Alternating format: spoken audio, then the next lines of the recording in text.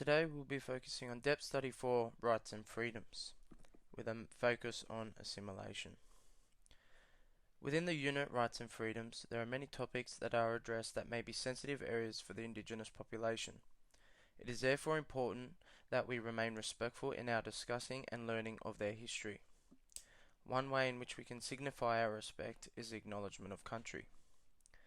We acknowledge the traditional custodians of this land and pay our respects to the elders both past, present and future, for they hold the memories, the traditions, the culture and the hopes of Aboriginal Australia. We must always remember that under the concrete and asphalt, this land is, was and always will be traditional Aboriginal land. Aboriginal and Torres Strait Islander viewers are warned photographs and videos within this slideshow may contain images of deceased persons which may cause sadness or distress. So, 1937 to 1965 assimilation. The policy of assimilation replaced that of protectionism during the late 1930s and early 1940s in Australia. So assimilation means policy which forces people to conform to the attitudes, customs, beliefs, and of the majority of the population. In 1937, the Commonwealth Government held a national conference on Aboriginal affairs. The conference concluded that the way forward was to ensure that people not of full blood were absorbed into towns and cities and the wider white community. According to this new policy of assimilation, Aboriginal people would lose their cultural identity but have their status raised. So that image we can see on the right hand side there really highlights the multitude of Aboriginal cultures across Australia that would have been affected by assimilation. So there are quite a few of them. Loss of culture. Assimilation meant Aboriginal peoples would be encouraged and assisted to become like white Australians, and they were to have the same rights as white Australians. They were to forget their own culture and live as Europeans. The policy was based on the mistaken belief that all Aboriginal people wanted to accept the loss of their own culture. So this loss of culture can really be put down to Aboriginal culture versus European or white culture. There was really a clash between the two where the Europeans in charge really thought that the Aboriginal way of life was inferior to that of the Europeans or white culture. Attempt to improving indigenous circumstances. During the war years, there was some improvement in conditions for Aboriginal people and some change in community attitudes. 1941. Child endowment payments were granted to Aboriginal families not living a nomadic lifestyle. 1942. Aboriginal people became eligible for old age and invalid pensions. 1943. Certificates of exemption were issued to Aboriginal people as a step towards full citizenship, but also required a denial of family ties and Aboriginal cultural identity. White Australians saw their way of life being one that offered improvements, opportunities and options in a number of areas such as education, life expectancy, housing, etc. The assimilation policy at its core may have had good intentions in the improvement of various aspects of Indigenous life, fixing problems that were created by European occupation. The execution and manner in which those improvements were implemented, however, had an immense negative effect. So this last point here is really something that is still debated today.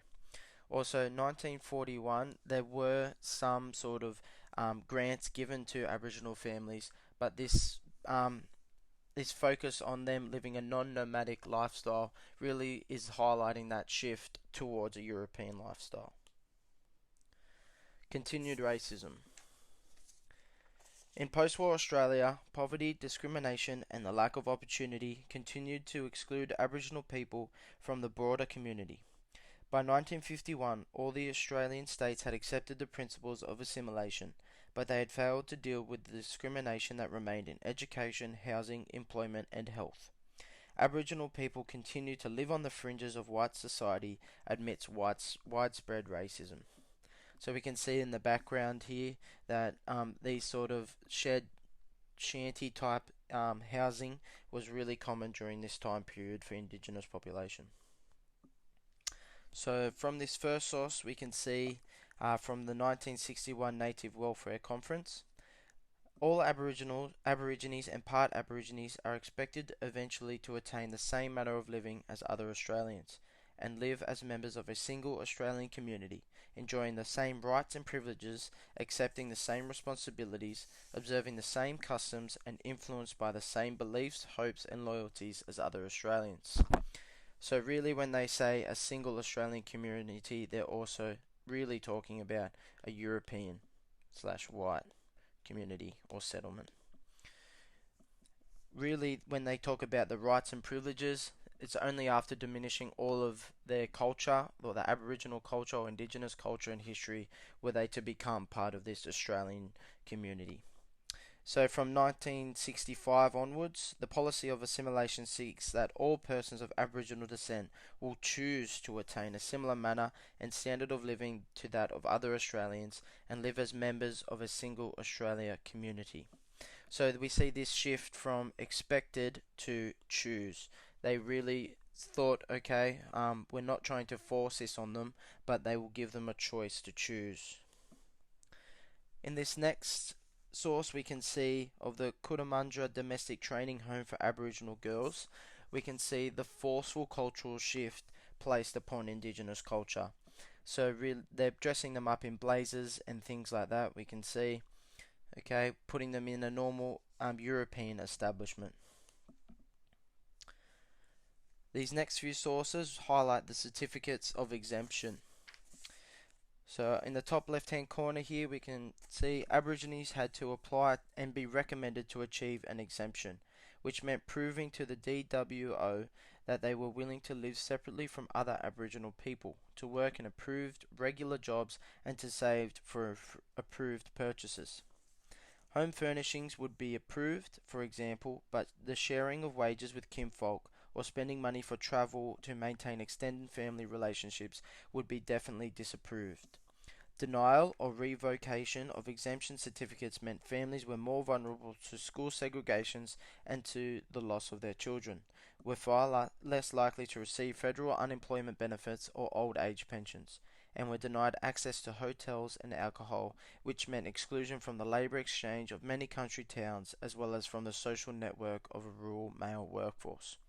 Despite the high cost of not participating in the exemption process, many Aborigines refused to be humiliated into applying for what they called a dog license. And bottom left hand corner, we cannot be expected to grant citizenship to wild tribal Aborigines living, say, in Arnhem Land or the Kimberley Coast. Later on, when the detribalized Aborigines have worked for the white man and learned something of the way to work and live decently in what we call civilization, then the welfare boards all over Australia may issue to such approved persons of Aboriginal blood certificates of exemption, which makes them full citizens. So we can see with these certificates of exemption, Aborigines needed to have a certificate to show they belonged to the nation in which they were born. They had to be approved by a board of which would most likely have been white males in order to achieve such status, highlighting the forced segregation and cultural racism experienced by Indigenous people during this time.